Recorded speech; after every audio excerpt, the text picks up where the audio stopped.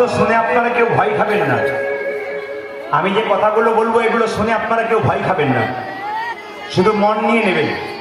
নিতাই চাঁদ বলল, যারা যারা হরিনাম করবে তারা 3টে নিয়ম পালন করবে। এদিকে আপনারা যারা দাঁড়িয়ে আছেন, বসে আছেন, মন দিয়ে শুনবেন। কীর্তন করতে গেলে, হরিনাম করতে গেলে 3টে নিয়ম পালন করতে হবে। আপনারা হ্যাঁ দেবেন, পারবেন কিনা? প্রথম হচ্ছে নিরামিষ। আমার একটা প্রশ্ন আছে, কিছু মনে করবেন না, উত্তর দেবেন আপনারা। আচ্ছা, পাখিটা কাটছে, আপনি কাটাটা এনে খাচ্ছেন।